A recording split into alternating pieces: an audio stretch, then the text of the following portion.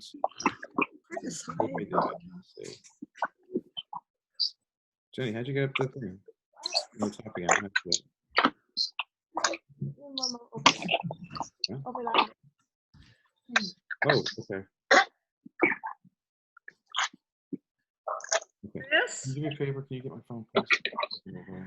Sorry, but I just want to make sure that we're recording. And I promise we're going to get going here. Okay, hang on. It's recording. Okay, great. It's recording. Thank you, Stephanie. Okay. So, good evening, everyone. Welcome to the last in this first go-round of Jewish Talk Story. And being that the issues of slavery and racism have been front and center for the last several weeks, I figure it would be appropriate to look at what Torah and Judaism has to say about both of those subjects. And so, being that we're going to study, because this is not a spectator sport, as I always like to say, so I welcome your comments, thoughts, questions along the way. And what we're going to do in a moment is I'm going to share with you from the books of Exodus and the book of Leviticus, a text related to slavery, both Hebrew slaves and non-Hebrew slaves, followed by a section from Bamidbar, Numbers, which we're in right now, which I think comes closest to what could be considered racism in the Torah text of Moses' wife, Zipporah. And then, if you have questions, I'll take a little pause there to make sure that I don't leave any question unasked. And then we'll move into what rabbis across the spectrum of Jewish movements and thought have to say about these issues, these subjects. Also, one of the greatest rabbis who ever lived, Rabbi Abraham Joshua Heschel, blessed memory, his comments were at the conference he was invited to speak at by the Reverend Dr. Martin Luther King Jr. on religion and race. And then I think that's what we have. So David, that should be plenty. So I would invite you please to join me in I hope you can all see the text of our bracha, our blessing. It is a blessing to be together. So we join together in these words. Baruch Atah Adonai Eloheinu melech melech haolam Ha'olam asher Kiddushanu b'mitzvot b'tzivanu la'asos Sos b'divrei Torah. Blessed are you, Lord our God, sovereign of the universe, who has sanctified us, makes us holy through commandments, has given us the opportunity to fulfill the commandment to engage in the words of study and discussion of words of Torah. And so, without further ado, I'm going to attempt to show off more of my screen sharing skills. Let's see, I'm going to stop this one, and I'm going to go to this one. And let's see. Oh, good. Oh, there we go. All righty. And now what you should see on your screen is from the book of Shemot, the book of Exodus. It is the portion, chapter 21, Mishpatim. And it's, I'm going to talk about the beginning verses of this chapter. And you have the Hebrew there you can look at if you'd like. I'm going to share the English, if it's okay. I'm going to make this a little bigger. There we go. All right. So the Elam Mishpatim Asher Tasim Lifneihem, and these are the ordinances, the instructions that you shall set before them, the Israelites. Should you buy a Hebrew slave, he shall work for you for 6 years, and in the 7th year he shall go out to freedom without charge. If he comes in alone, he shall go out alone. If he's married, his wife shall go out with him. If his master gives him a wife, and she bears him sons or daughters, the woman and her children shall belong to her master, and he shall go out alone. But if the slave says, I love my master, my wife, and my children, I will not go free. His master shall bring him to the judges, and he shall bring him to the door or the doorpost, and his master shall bore his ear with an awl, and he shall serve him forever. Now, if a man sells his daughter as a maidservant, she shall not go free as the slaves go free. If she is displeasing to her master, though, who did not designate her for himself, then he shall enable her to be redeemed, to be freed. He shall not rule over her to sell her to another person, when he betrays her. So what do you notice in those verses about the treatment? This would be towards Hebrew slaves, by the way. So what do you notice about the conditions of servitude? And hopefully you're unmuted. I hope you're unmuted. Yes, anyone? So What if it's not a Hebrew? What if it's a not Hebrew slave?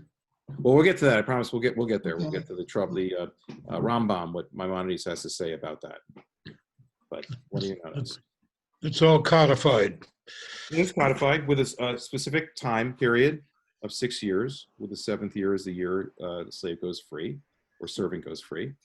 Haven't we previously agreed that slavery at this point in time is indentured servitude?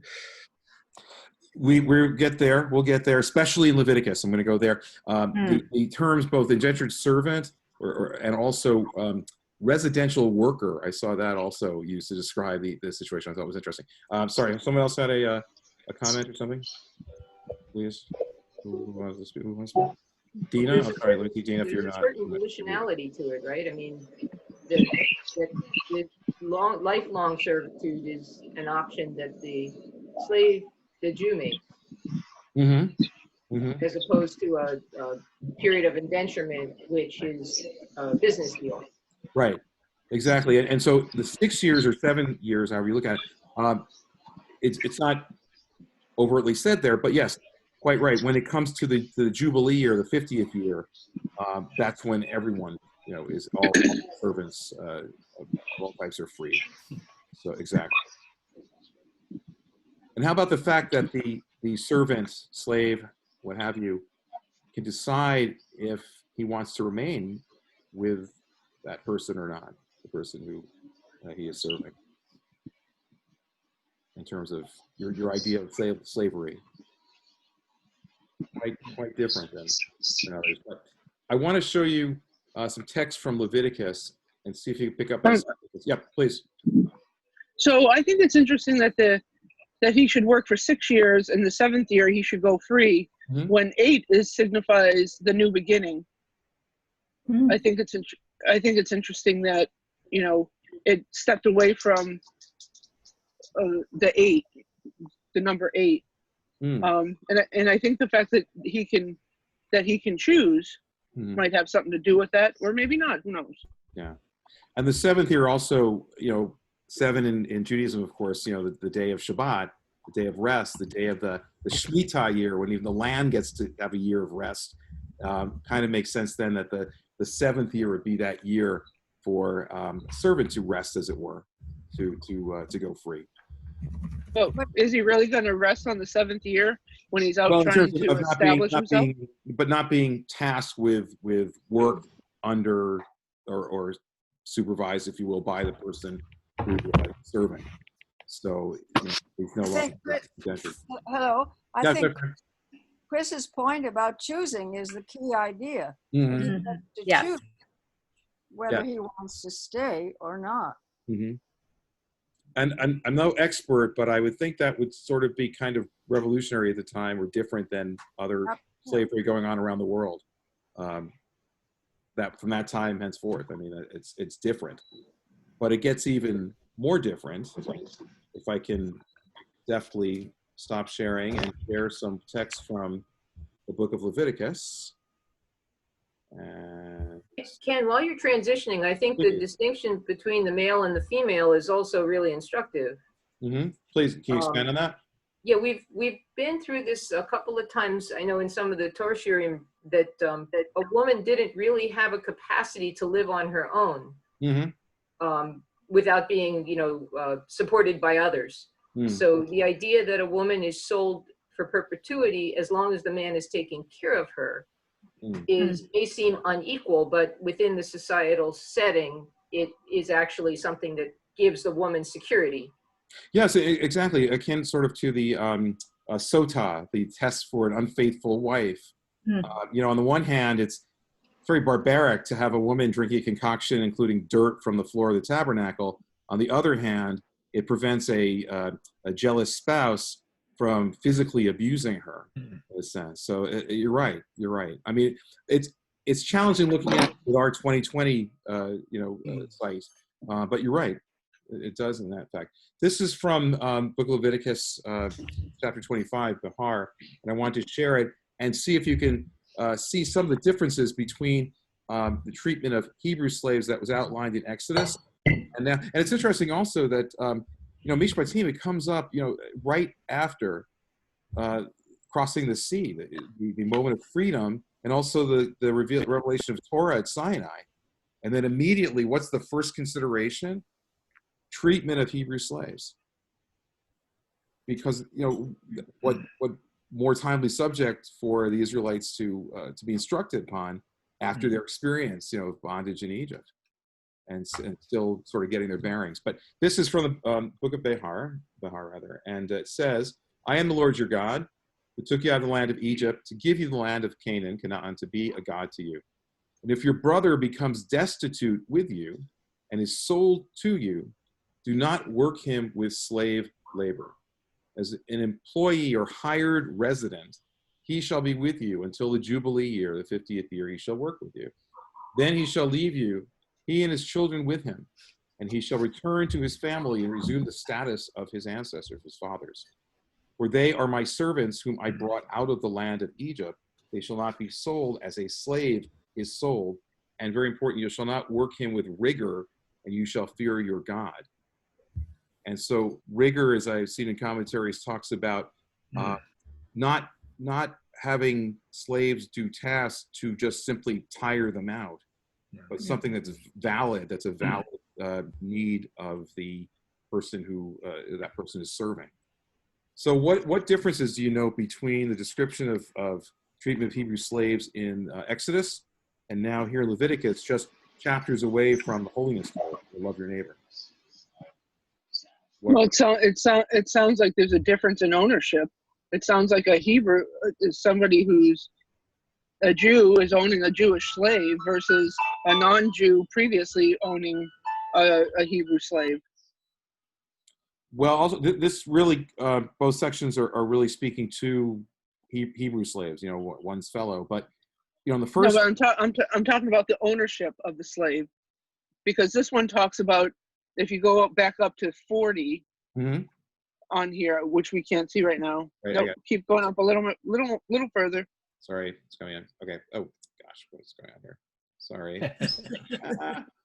Come on. Okay. 40 as an employee. Yeah, just scroll up a little bit. Okay. Where it says, "I am your God." Oh, okay. Keep going up. Yep. It says, "I am the Lord your God who took you out of the land of Egypt." So that implies that the owner of the slave is also a Jew. Oh, yes. Yeah. Yes. These are Hebrews owning Hebrews in a sense, or having Hebrews serving. And so the other one earlier on didn't sound like it was necessarily a Jew owning a Jew. It was a non-Jew owning a Jew. Or maybe I'm mistaken. No, this is both Hebrew slave, Hebrew person the slave is serving, or owner, I guess you could say. Well, one thing, there's no time limited here. There's no 6 years. It's really something worked out between the indentured residential servant and the person he's serving. But go ahead, Dina, please. What were you going to say? I was going to say that he gets to go with his kids. Yeah, that too. That's huge. Right. To some of us. Right. And, again, this is really coming down to the fact, and the whole Jubilee, or the fact that really the concept of someone owning another person, who created that person, who is that person connected to ultimately, just as the land that person works is ultimately connected to God. Everything's connected to God. So therefore, you talks about not, how does it say there? You should not work in regularly. You should fear God. Not to treat the person inhumanely. Poorly. Thank you. And I'm kind of curious, is this Jubilee intended to be the 50th year, or is it the 7th year? Because no, it's usually Jubilee is 50th, right? Right, exactly. It's a 7 times 7 plus 1. It's like Shavuot. It's the. So we're talking about a much longer period of servitude. Well, but commentators will say also, and Greg can correct me if I'm wrong, that it didn't necessarily, the length of time of service was, in a sense, worked out between the two parties. It didn't necessarily, it wasn't 6 years, it wasn't 7 years, it wasn't necessarily 50 years. It was much more, give and take. And as you said, Dean, about the person leaving with their children, right. Much different than what was laid out in Exodus. Well, I just think it's just interesting that it states the Jubilee year here, whereas the other seems to imply the Shemitah, right? The seventh year of rescue. Yeah, right. This seems to imply like, whoa, maybe it's like no later than the Jubilee year. Well, you have to take into account things like, how did the person fall into straits where he would have to, resort to this? It could be from thievery, could be from stealing from someone, paying off that crime to someone, and working it out until that value is met. So I'm not sure there was a definite number really portrayed here like there was in the other one. Although the 50th is the 50th, and there's no exceptions that I've come across. Greg's shaking his head. Thank goodness, because you're a tough act to follow. Greg, I'm telling you last week. Rabbi. Yeah. Rabbi, please. On number 43, yep. You shall not work him with rigor, and you shall fear your God. Yep. I remember we studied this, and rigor was like backbreaking, horrible. That's farech, yeah. Like worse than like the worst treatment. And then it's with fear your God. So right there, God is saying, you're not going to basically break him in two. Right. Precisely. You're not there to just tire the person out, physically, emotionally drain the person. They're actually doing work for you. Right. To work off whatever, their debts, their crime, whatever, what have you. Just to make it, survive in life, or support their family in a sense. You're right. That's a big, big difference. And that's going to come up. Yeah, sorry. I was going to say, go ahead. That's going to come up. You were going to. No, please, go ahead. I love this because you're all my rabbis, everybody. So go ahead. So the other thing that I think is really interesting is the verb about how the slave comes to be in your possession. So it's kaneh in the first chapter that you showed us, and now it's acquire as opposed to in the passive here it's be sold. Right. And it seems like we're trying to change the circumstances to make this in Leviticus a more sensitive to the fact that this person is not a buy and sold object, so to speak. This is a circumstance that has befallen him. Yeah. So there's a little bit more kind of a sympathetic perspective. Right. And maybe it goes to the point that in Exodus, as I said, it's right after this dramatic, parting of the seas and the revealing of Torah at Sinai. Maybe it's because at that point it was so close to the harsh treatment that our ancestors, the children of Israel, suffered under in Egypt. And now we're at the point where we just passed a little while ago, the Kedoshim, the holiness code, and God wanting us to be holy. That's our aspiration, to be truly in the image of God. And maybe and God cares how we treat each other. God wants the what was created, to thrive, to enjoy life. Yeah. Dina, you have a good point on the verbs, because makar, I think, implies a willing seller and a willing buyer, a regular commercial transaction. And kana is focused on acquisition, right? Like kinyan. Yes. And therefore it might be by right. So there's less volition perhaps in the seller. Yeah. Yeah. Yeah. What crap. Yep. Well, I'm going to move from Hebrew slaves to non-Hebrew slaves and their treatment, and turn to the Rambam. If I can stop sharing. And then here we go. Look at that, will you? All right. See if I can go 3 for 3. And here we go. Okay. Great. So this is from Torah.com, it's Maimonides and the Problem of Non-Israelite Slaves, based on his famous Mishnah Torah law code. So it says, Maimonides is the first to take a big step towards a more humane treatment of Gentile, non-Israelite slaves. In the final section of the Laws of Slavery, Maimonides expresses moral discomfort with the idea endorsed by Torah that the Israelite master is to work his non-Israelite slaves with this farech, with harsh labor. And so here's a couple of verses that he uses, or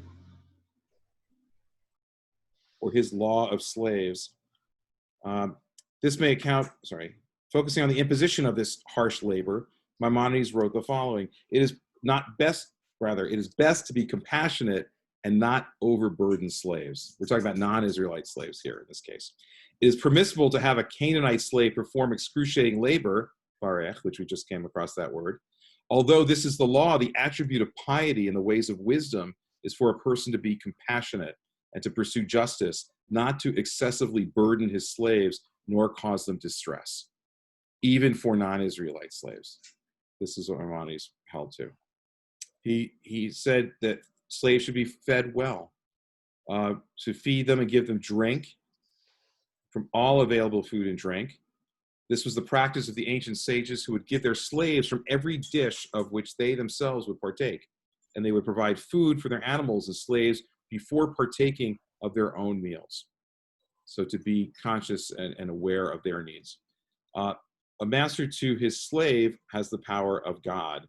And so it is written, as the eyes of slaves to their master's hand, and like the eyes of a maidservant to her mistress's hand, so are our eyes, the Lord our God, awaiting his favor.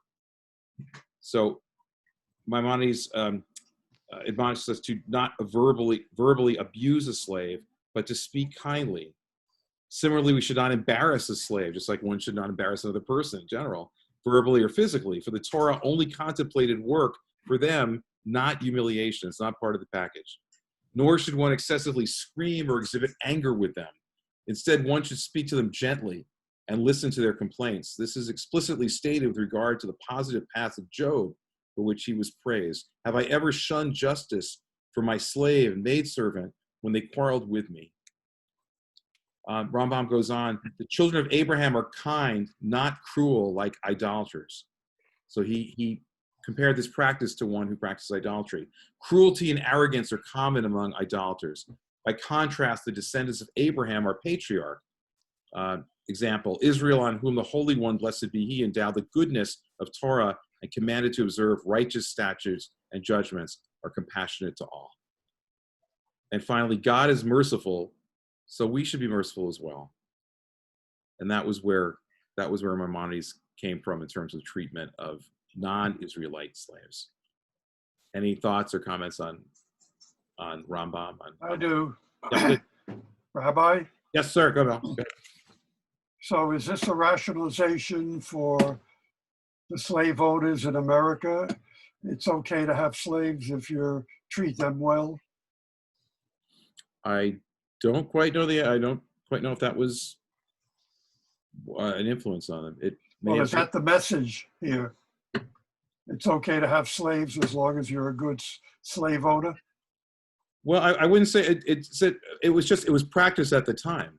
I mean, it was commonplace at the time, and I have a verse I want to share with you from Genesis toward the end, which I think is my admonition to people to not judge such an ancient time or times past by our lens now. It really it's to me it's just problematic in study. I think the fact that slavery was commonplace at the time, and as we said, from the Torah's treatment of Hebrew slaves, and now Rambam advocating for humane treatment of non-Israelite slaves, was very different at the time.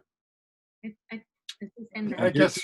Well, I just think that because it was normal for people to have slaves, I don't think people thought any differently about it, but they thought they were being good people by treating them well. Not bad people because they had slaves, but good people because they weren't shaming them, they weren't embarrassing I can't them. argue with that, not only because she's my wife, but I can't argue with that. No. So would that absolve 5 of our first 7 presidents to be slave owners? In my opinion, I think you're looking at it from 2020. I think it shows the progress we've made and where we've come to. I think if you do that again, I think it's just lack of a better phrase, it's a losing proposition. Noah was righteous in his generation. Doesn't mean he would have been righteous in Abraham's generation. Doesn't mean he would have been righteous in Moses' generation. Definitely may not have been righteous in our generation, because he didn't speak up to God when God said, hey, I'm going to destroy the earth. Do this. Build this ark. And Noah followed God's instructions, which is great. Never said, like Abraham, hey, you're going to kill innocent people? Is that really what you want to be doing? He didn't say anything. It was just the time. So again, you can talk about that. I guess I get lost when people make a comparison like that. I think it's what it was, and thank goodness, isn't it great that we've made progress, so much progress, but we still, of course, have work to do, but that we've made progress from then till now. Oh, let's talk about wage slavery. Well, I think that the Torah is not really going to get into that, but I'd really like to keep it to Judaism. Dina. Yeah, so I guess my question is, what was the circumstance when Maimonides was writing with respect to the practice of slavery among Jewish households? I mean, I don't think I have a strong enough historical grasp to be able to pull together what the situation was at that time. You know, I have to think that he was doing it because maybe it's actually answering Mel's question that, you know, just because the Torah mentions slavery, both in terms of Hebrews and non-Hebrews, doesn't mean that it gives people license to treat people horrifically or work them to death. Well, I guess what I'm wondering is he speaking to the text, or is he speaking to a practice of his times? I think I suspect it may be the latter. I'm thinking, the commandments we find in the Torah were probably there because things were going on at that time that needed to be, said. We're not. But Maimonides is like well into the. Yeah, exactly. So because the Jews were in some straits at that time. I mean, was there still the capacity for Jews to have Jews enslave themselves to each other in that time? I wouldn't think so, but Greg, you want to correct me, or I wouldn't. I don't know, but of course it was practiced in Great Britain into the 18th century, right? Right, it's true. They were Jewish. Yeah, absolutely. You're right. Okay. Yeah, that's why I'm asking, because I really don't know. Yeah. You're dealing with 15th century here? Yeah. Earlier, a little earlier. Okay. Maimonides, 1200s, right? Well, yeah, like 13, 12, 13. Yeah. Okay. Well, again, I wanted to include also a bit on racism, if this actually is applicable to racism, and there's some question if it is, but I wanted to get to this piece of Torah for you, if I can once again call upon my screen sharing skills. Here we go. And so moving from slavery for a moment to racism and the book of Bamidbar, the book we're in presently. This is from chapter 12. It's the end of the parsha. It says, Miriam and Aaron spoke against Moses regarding the Cushite woman he married, for he had married a Cushite woman. They said, has the Lord spoken only to Moses? Hasn't he spoken to us?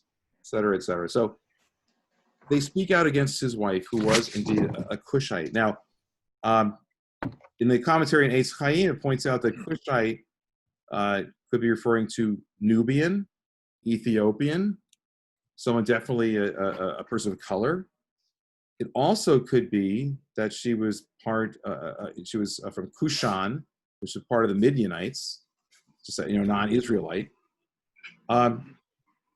Sorry, bus going by again. So the Cushites, though, were historically, again, people of color, which was rare in the time, in the time of Torah, to be mentioned in Torah.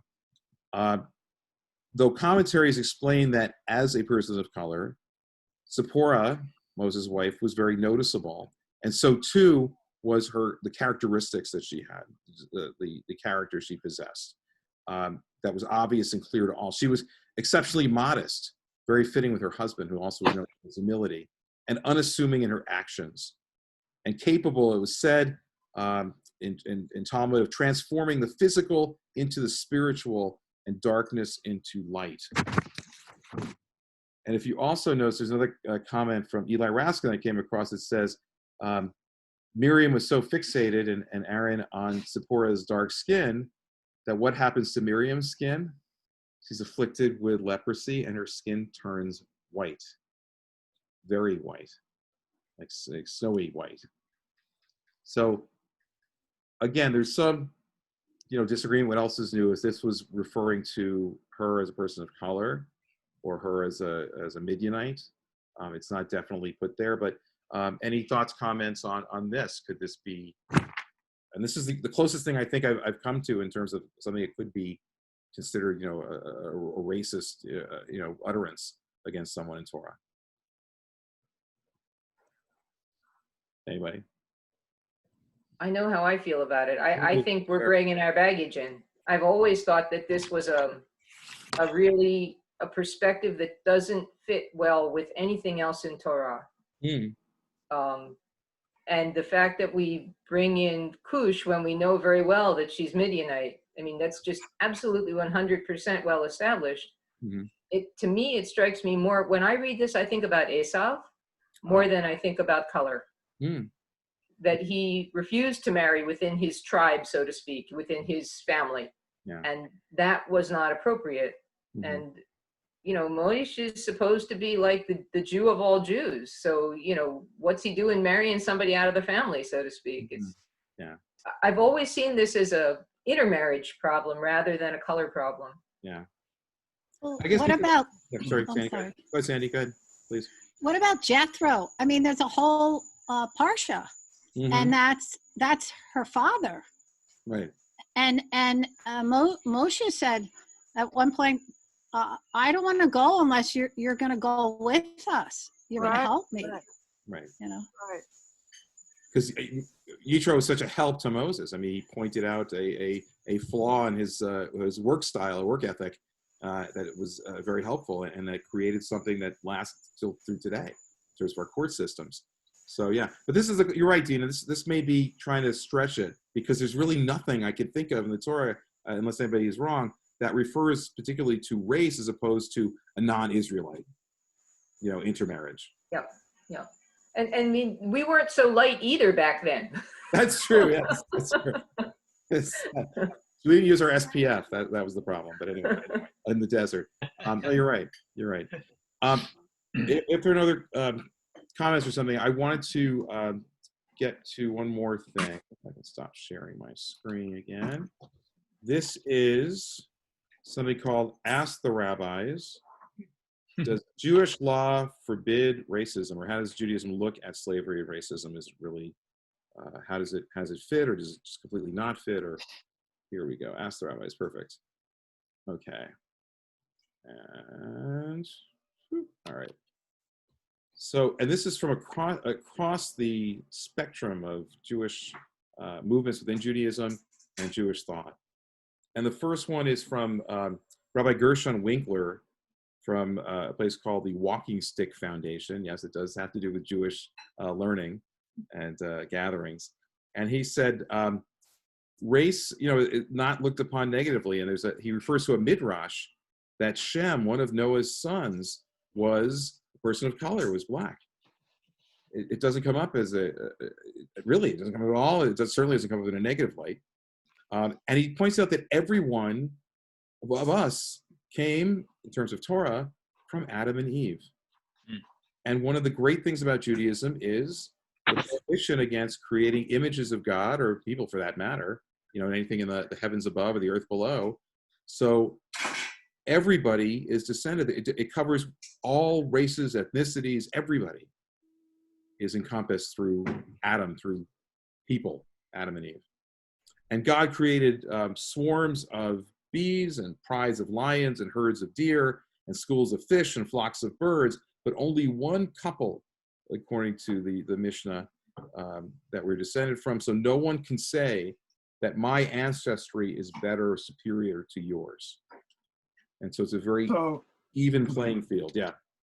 So how does this conflict or reinforce what you read before about it's okay to own slaves as long as you're a good slave owner? Well, I'm not going to say this. I'm going on race right now. I'm going on no one can say their race or ethnicity or somebody is superior, because we're all from Adam and Eve, and it's not portrayed. I love that we don't have a picture of God. Thank goodness, because God's not black, white, yellow, whatever. It's not this ethnicity or that, or for that matter, sexual orientation or not. It's everybody. It's all encompassing.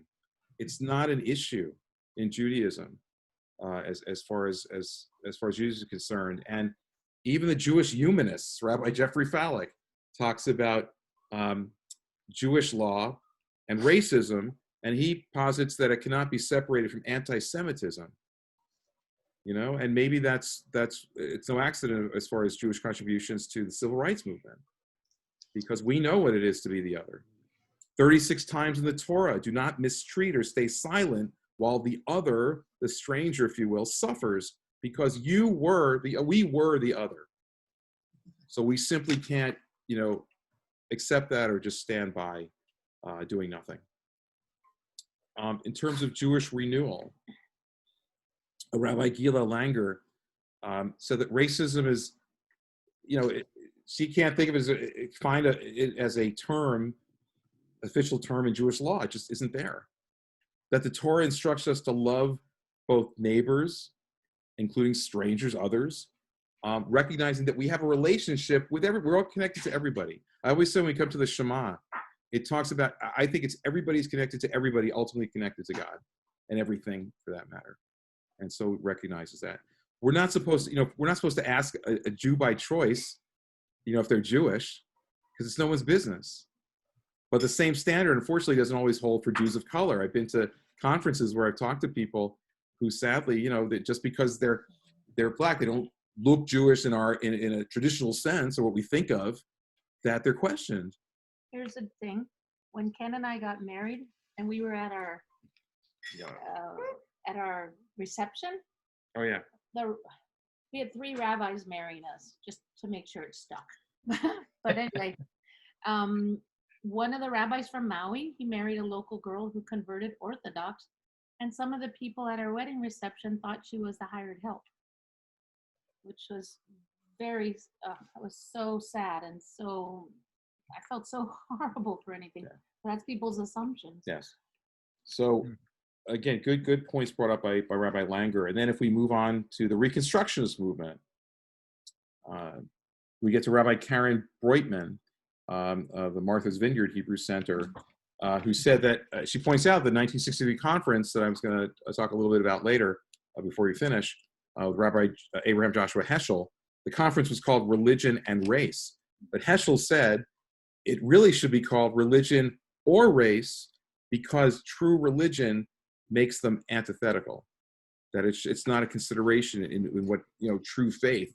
It transcends race. And racism, Rabbi Breutman says, she takes as a treacherous denial of the existence of God, who created everyone in God's image.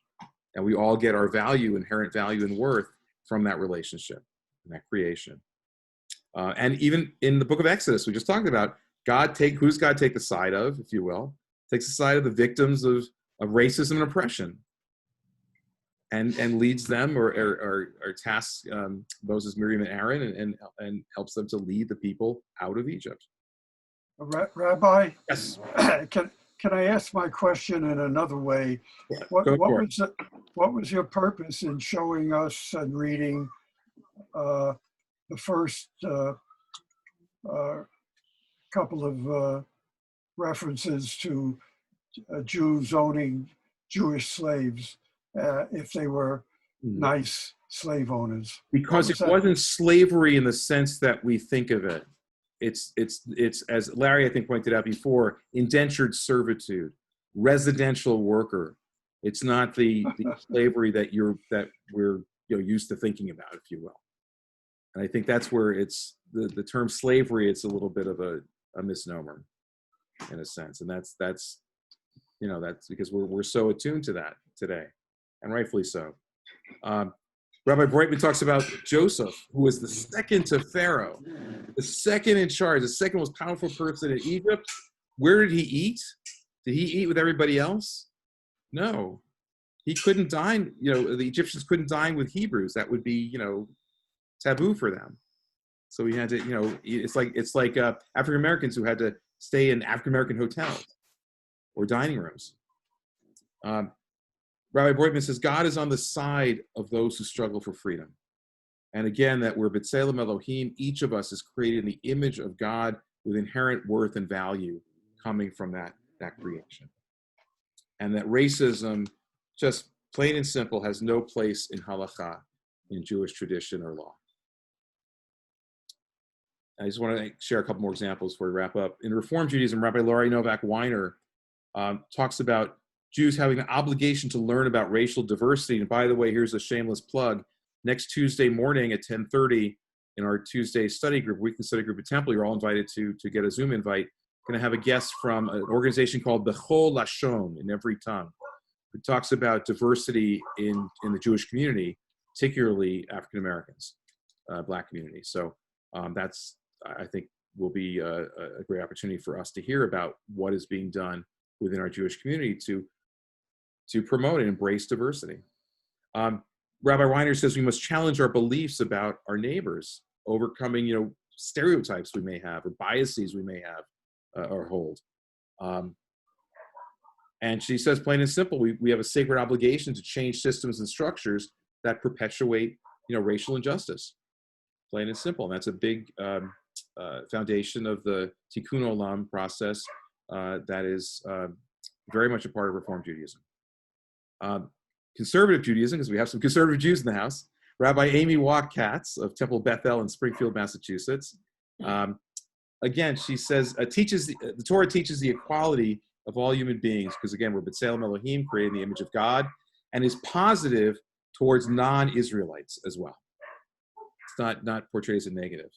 Although there have been not so great portrayals of Gentiles by Jews in response to cruel treatment by the Romans, by the church, what have you. I know, imagine that, So we're not completely, hands clean.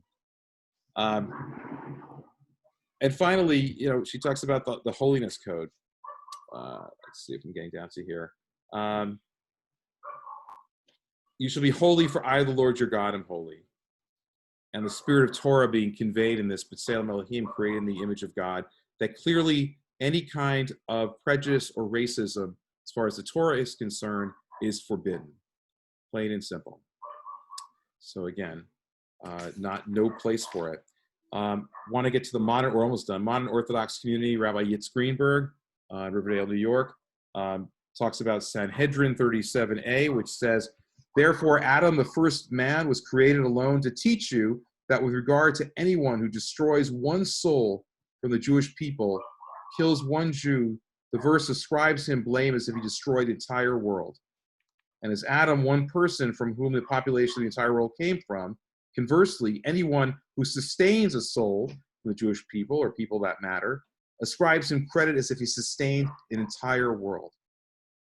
So there's no place for harming anyone. And I was discussing at the news tonight about people from the Asian American community being harassed and treated horribly because, of people taking out frustrations from the COVID virus of all things, and just being completely just antithetical to anything that makes sense. It says the Mishnah cites another reason Adam, the first man, was created alone. And this was done due to the importance of maintaining peace among people, so that one person will not say to another, my ancestor is greater than yours. It was also so that heretics who believe in multiple gods will not say, there are many authorities in heaven, and each created a different person. So we're all come from the same source. And we need to treat each other as God wants us to treat each other, to be holy, to be connected. Let's see. Oh, the prophet Malachi says, we have one parent, one God who created all of us. And then finally, Rabbi Yitz Alderstein, an Orthodox rabbi, there is no mitzvah, he said, about not being racist, but he says that the Rambam, where is it here? I want to find it. Nonetheless, I think racism violates an important meta principle of Torah, particularly the thinking of Maimonides. We talked about that a little while ago, for whom there is a 614th commandment. Thou shalt not be an idiot. Racism is objectionable for two reasons. One, it's just stupid. We are taught as Jews to notice differences rather than group things together. Racism, by its very nature, is a failure to take note of the great differences between people within a group, and as such is intensely anti-Jewish. Second is Chilul Hashem. It is a desecration of God's name when we desecrate or harm or humiliate or in any way mistreat another, no matter, especially mistreatment for their race or ethnicity or faith.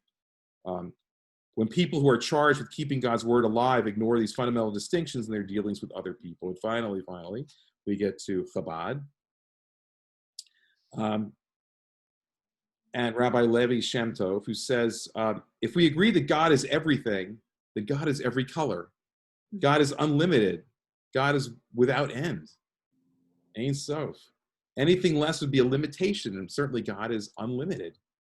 One is anti-Semitic, not when one dislikes someone Jewish, but when one dislikes them merely because they're Jewish. And the same, of course, holds for racists who would hate a person of color simply or merely because and only because of the color of their skin.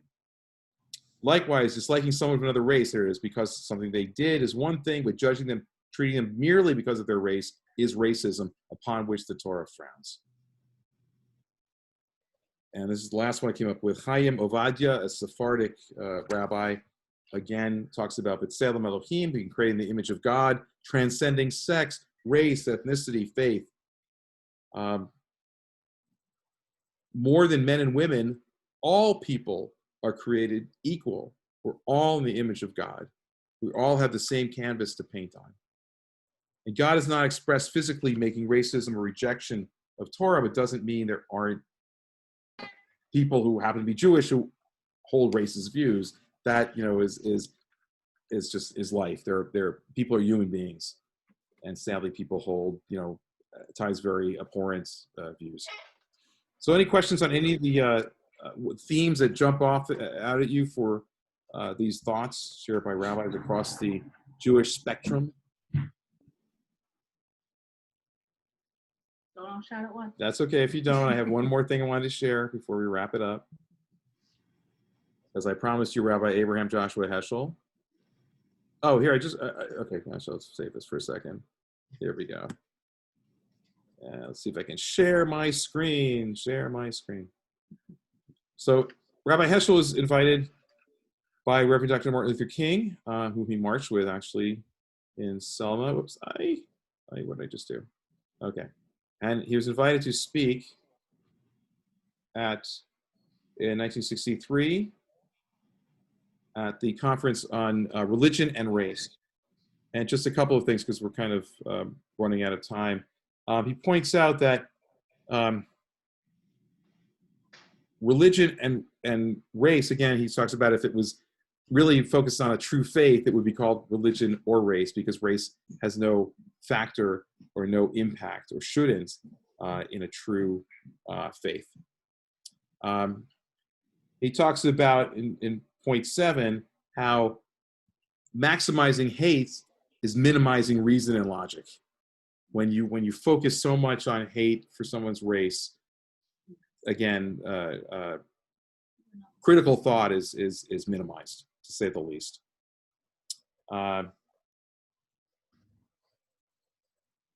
And he talks about Adam being just a person, not a particular of any race or ethnicity or whatnot. He also talks about, as one of the rabbis talked about before, about the mistreatment of people of color as profaning God's name, desecrating God's name. Let's see. I know. I want to get to one more thing. Oh, okay. Let me just get to the wrap up here. Because he made a lot of points, Rabbi Heschel. A lot to say. He said, the plight of Black people must become our most important concern. And he's talking in 1963. Seen in the light, and keep talking today, seen in the light of our religious tradition, this problem is God's gift to America. It's a test of our integrity. It's an opportunity, a spiritual opportunity for us. And I think that's a wonderful way of, a wonderful lens of looking at an issue, at these issues. Finally, it is not enough for us to exhort our government to act. What we must do is set an example, not merely to acknowledge, but to welcome people of color, not grudgingly, but joyously, to take delight in enabling them to enjoy what is due them. We are all pharaohs or slaves of pharaohs, and it is sad to be a slave of Pharaoh, but it's horrible to be a pharaoh. That's a really wonderful way to put it. And then, can't think of any better way to close than tzedek, tzedek, tirdof. Justice, justice, you shall pursue. That's really our call as Jews. Justice, people seem to agree, is a principle, a norm, an ideal of the highest importance. We all insist that it ought to be, but it may not be. In the eyes of the prophets, justice is more than an idea or norm. Justice is charged with the omnipotence of God. What ought to be, shall be. And that's our task, to be partners with God to bring more justice into our world and to pursue it, not just, it's not for someone else to do, to bring down or to bring into the world. It's for all of us to be an active part of. So I want to invite anybody for any closing thoughts, but I wanted to share in response to a comment about just slavery in general, because this is, like I said, very challenging. I want to share just one verse of Torah. If I can find my share button. There's my share button. And there is Bereshit, Genesis, the portion Noach. It says in verse 9, Eile toldot Noach. These are the generations of Noah. Noah, ish tzadik tamim haya b'dorotav. Noah was a righteous man. He was perfect in his generation. So in his time, his behavior, the way he saw the world, would be considered admirable. As I said, it doesn't mean, I don't think it would mean that it would hold true in Abraham or Moses' generation. And I think that looking at the evils of the past or missteps of the past by anyone, I think it's just doing that, is giving us an opportunity to be participants in Tikkun Olam, to fix the things that need repair in our world so that we can continue to progress. And lo alecha cham lecha ligmor. It's not for us to see the end to this task, but neither are we free to stop working towards the goal. And you know what? In the Torah portion we read this week, it really hits home that part of life is coming to terms with the fact that as much as we try to accomplish really meaningful things in the world and for others, for our families, for our communities, we're simply not going to see necessarily the fruits of our labor or all of them in our lifetime. That there will be things later on. Maybe we'll inspire someone in future generation to pick up the baton and to continue. So, yeah, please go right ahead. I hope you're not muted. No, you're not muted. Please go right ahead. I don't have. Oh, I just there was a rabbi that actually was invited to Washington that walked arm in arm with Martin Luther King and spoke the whole thing. And he was so extraordinary because he said the greatest sin isn't racism or bigotry, it's silence. Yes. And the value in Judaism is the action, that it's not enough. It's not enough to feel sensitive about Black Lives Matter or Brown Lives Matter, whatever. It's more important is your actions to speak up and make a difference. Yeah, to not speak up. Sorry, go ahead. Sorry, go right ahead. Oh, David Carla, go ahead, guys. Rabbi Herschel said that Yes, Rabbi Abraham Joshua Heschel, who said that he was praying with his feet. I don't remember special because I looked it up. With Dr. King and Selma. Yes. Right. Yes. Rabbi, Yep. there are I'm being going to find it. Yeah, you will. Go ahead, Mel. Rabbi, there are statues being torn down of people who claimed they were righteous in their generation. And we have 5 of the first 7 presidents who people think they were righteous in their generation, even though they were slave owners. Any comments from other people in the group? What do you guys think? Anybody? First, how do you feel about that criteria? I think there's a need for a lot more conversation. I'm sure of that. That's amen. I do too. Yep, I do too. Now I don't really understand the moneyed Orthodox these days. But if we could get a Jew of color into the Kushner tenements in Baltimore, what bet din would we sue under? Who has the jurisdiction for the Kushners? That's the lawyer. You're going for the Kushners again, Larry. Okay. Can Yes. I think one of the things that, again, we want to think about context. Jews are not so focused on the looks of other people as the behaviors of other people. Yes, that's a great point. And, the thing that we hate more than anything else in our traditional text is avodah zarah, right? Is the idolaters and the kinds of behaviors that they undertake because it's a denial of the presence of Hashem. Right. To the point where, that's where the problematic texts come in, because it says, kill them all. That's who we kill. We kill the idolaters. We don't kill by bigotry. It's interesting because we eliminate the idolaters. I think it was Jay Friedheim who talked about that years ago, because we don't want to get tempted to follow in their footsteps.